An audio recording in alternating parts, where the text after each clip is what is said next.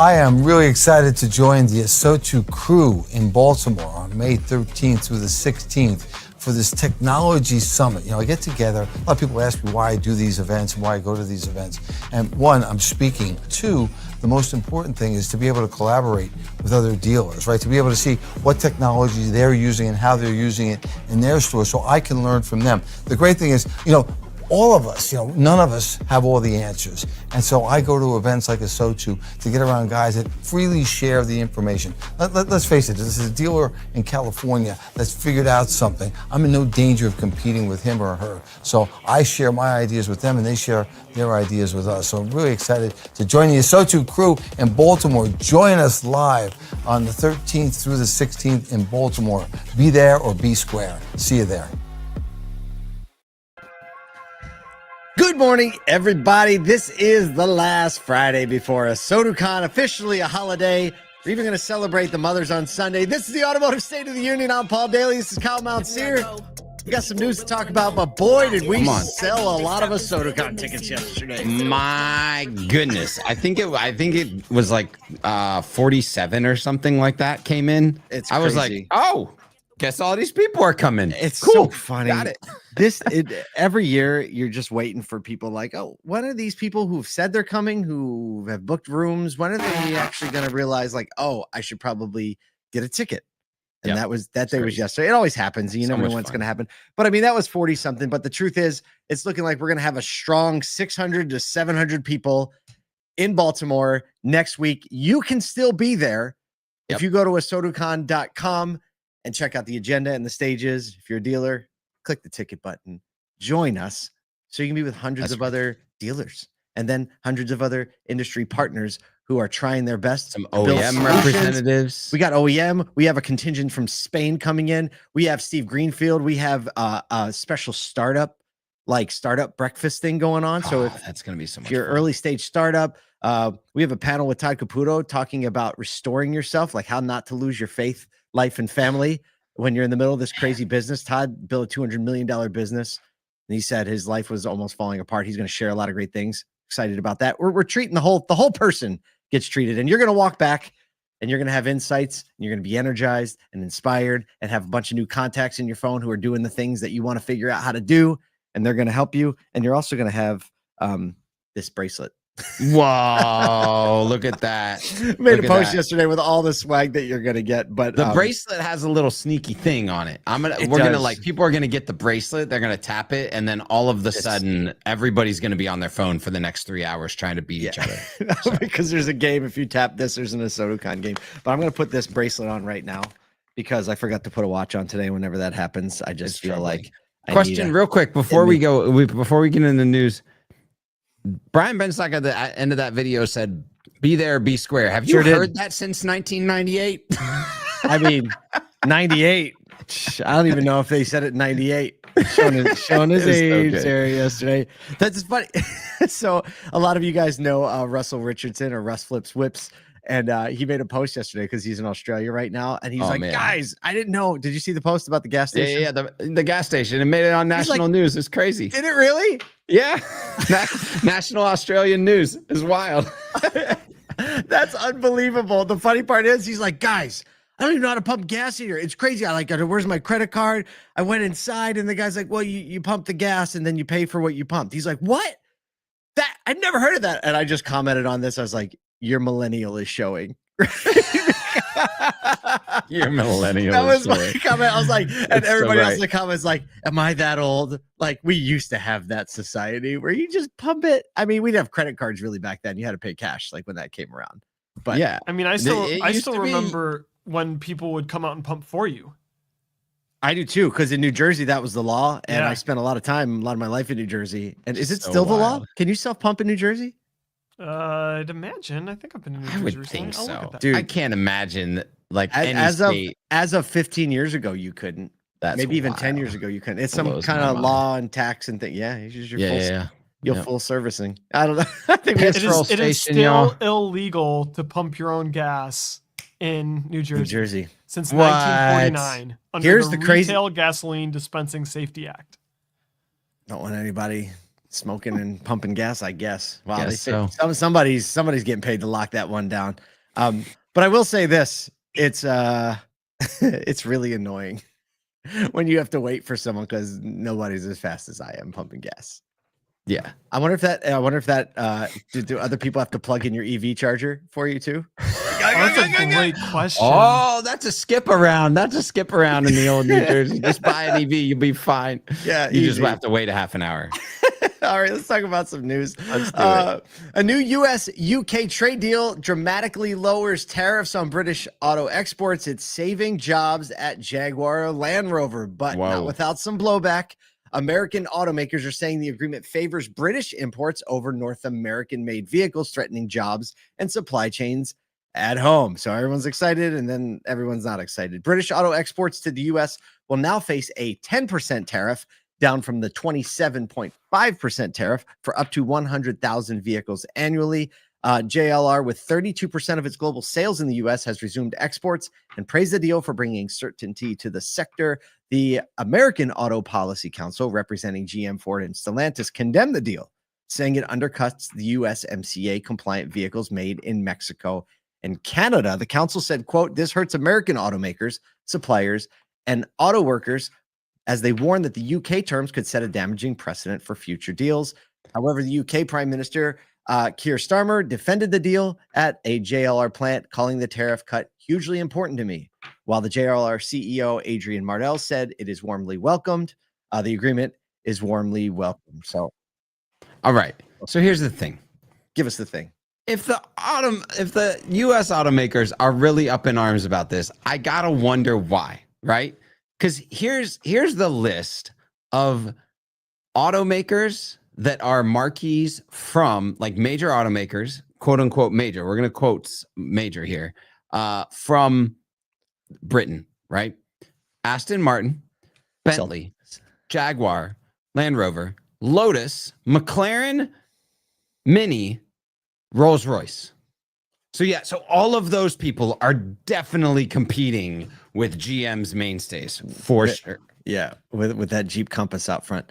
Listen, I mean, the reality is, I think one of the things that came up in the context is like 100,000 vehicles is basically their total export. That's everything, right? That's everything. But it's 100,000 vehicles. I mean, I guess I understand, right? If there's a higher tariff on the Mexican and the Canadian parts, and it makes sense that they would be upset. Like, and they have. It's like, if you're going to do this, then you might as well. Well, you have to say something. You have to speak out and be like, whoa. How about here at home? Because everyone admits the tariffs, right? The White House has their strategy and what the broad. But definitely, I will say JLR is the winner, because they definitely have the highest volume out of any of those manufacturers. So I'm sure all those JLR dealers are celebrating.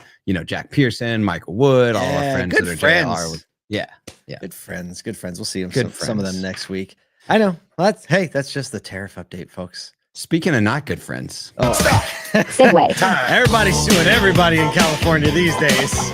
We got CNCDA suing California. We got California suing the Trump administration. So California and 16 other states are taking the Trump administration to court, aiming to reinstate a $5 billion EV charger expansion fund across the U.S. The states are saying the funding is critical for innovation, climate goals, and job growth. Lawsuit is challenging the Trump administration's February directive to halt the $5 billion in EV charger construction that was authorized by the 2021 Infrastructure Act. They were like, stop building those 4 chargers that you're working on. Right. Yep. For $5 billion. States argue the move undermines efforts to reduce emissions and meet rising demand for clean transportation. California Governor Gavin Newsom slammed the decision as another Trump gift to China, saying it kills U.S. jobs and innovation. Man, they are going all out. Gloves have been off, I guess. California leads the nation with over 178,000 public charging ports and 30% of the customer zero-emission vehicle sales. California Attorney General Rob Bonta pledges the state will remain a leader in EV adoption, said, quote, "The demand for clean transportation continues to rise." I have a question. Have you done any research as to whether there was public efforts on gas station building? I don't have to. I know the answer is no. It's called supply and demand economics. It's supply and demand. It's the private sector. The private sector should be handling this. I don't understand why the public entity is even interested in large scale funds to drive adoption of this, it should be public funded, and I guarantee or it should be private funded, and privates are going to move faster in this type of thing. So, I mean, that's an opinion piece right there, just to be clear. Yep. But this is all just like, I'm telling you, we were talking to Jim Fitzpatrick. We were like, what's hitting these days? What's hitting in the news cycle, right? Because we cover some news, but we're not like a news organization, right? Mm-hmm. He was like, if we post about the two T words, Trumps or tariffs, and everybody wants to read it. EV expansion, everybody wants to read it. And this is just, it's just like, it's just talking heads. I know. I think the reality of this is like, we knew that this money was allocated. I think the EV community was excited about it. There was a lot of incentive and pressure to build EVs, knowing the infrastructure is the really only way you can make that sustainable across the country. And it's been very clearly demonstrated that money was being very inefficiently spent. Very few chargers actually made it. So I would not be surprised if some type of incentive comes back to incentivize private investment in EV charging infrastructure with very clear goals, timelines, and directives that I'm guessing will be a lot more efficient, because I do think that whether or not you think it's because of clean energy or not, I didn't buy my EV because of my commitment to the planet. I bought it because it seemed to be fun to drive. It's fun to drive. Yep. It seemed like a great value, and I can have a charging solution for my use case. So that's why I bought it. I think most people buy an EV for that reason. Yep. Most people. I agree. So, so let's see. We got some comments. Oh, Tim Jackson. Tim Jackson. He's coming in. Look at that. Early. He's going to have his own book. He said a soda next week. See you there. I'll be bringing new autographed copies of the book that you mentioned. Oh, yes. Can't wait to see that. I can't wait to get my autographed copy. Come meet Tim at a SodaCon. And David Thomas chimes in as well, said, I agree in some way, but then we can't complain China is ahead in EVs when it is all state supported. That's a very good point, too. I mean, like when the innovation is state supported and you're like, it is. That's all they do. Can we just say it's a a complicated world out there? It's so complicated. Fun little go ahead. Sorry. Go ahead. Just to cut you off. It's Fun all little plug. David Thomas will be at a Soda. Oh, he's actually just commented about it. Yeah. He's actually going to be talking about EVs and their latest data, CDK's latest data, in a mini keynote at a SodaCon. Hey, nice. All be these there worlds. for that. Speaking of being there for that, this is a Segue weird time. one. I don't understand. VW's nostalgia-fueled ID buzz is hitting a bump in the road. A pair of recalls, including one over a missing seatbelt in the back row. Had sidelined sales of the electric van that was meant to channel the spirit of the 1960s. VW is recalling about 5,600 ID Buzz EVs because EV regulators say its third row bench is wide enough for 3 passengers, but it only has 2 seatbelts. Okay. The fix. Keep going. I don't know. Just I don't know. going, VW said they'll install unpadded trim to reduce the perceived width and stay within safety rules. A second recall involves the emergency brake warning light, which shows amber instead of the federally required red. Dealers have been ordered to not sell any of the ID Buzz units until repairs are made. Fred Emick, the 4th VW Dealer Council chair, said it really took the wind out of my breath, calling the van a halo car for us. Okay, I have a lot of. There's so many things that come to mind. Number one, things. When you talk about channeling the spirit of the 1960s in a large back seat in a minivan, like it's like they couldn't get any funnier. But I don't know how many that seemingly established specifications were missed. The brake light one is just like, that's crazy. Like the brake light one is wild. How did that make it through every level of check? Like every QA. They're check. red always and forever. But the back seat one is really interesting because it's a wild one. They created, I don't know if they knew it was big enough for 3 people and they knew the seat. Back would they not advertise this as an 8-seater instead of a 7-seater and put another seatbelt in from the beginning? Okay, so you have 2 back seats, 2 seats that actually fit human-sized people, right? Like adults. Yeah, fantastic. That's 2 thumbs up. And tell now people about it. You're going to bring your car in for a recall, and you're going to be like, no, put some extra padding in there. Less people. Make the seats smaller. Like no one's going to go in for that recall. It's so interesting. What a mess. What a mess. But it's I such feel an so bad amazing for these car, and it dealers. is a Halo car. I haven't seen one in person, but they look I have. so They're amazing. They look unbelievable. like when you see it, you're like, oh, that's amazing. Yeah. This But is also, like the minivan like- alternative. Also, have you seen the photo of the back seat? They're like Yeah. just slightly larger seats. Yeah, and they're like- there's no bench there. There's the photo. Nobody's sitting on the middle of that thing. I mean, Are you maybe they're kidding me? worried that like they're gonna try to shove a kid in there. That's so Have a weird. kid in there? I wonder You how must that be got crazy. flagged. I wonder how does this get through all the inspections and now get flagged? Yeah, and how does someone in the government did you know what happened? Somebody made.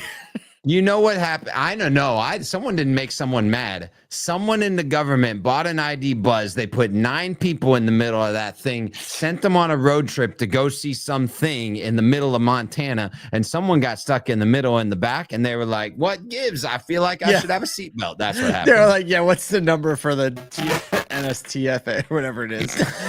Doug Klassen Unbelievable. chimes in. At least kids aren't facing backwards like the Ford Gran Torino, sucking exhaust fumes. There That's a it true is. story. If you There- really want to go back, I mean, that's when Back. back when you could pay for your own gas, pump your gas and then pay for it.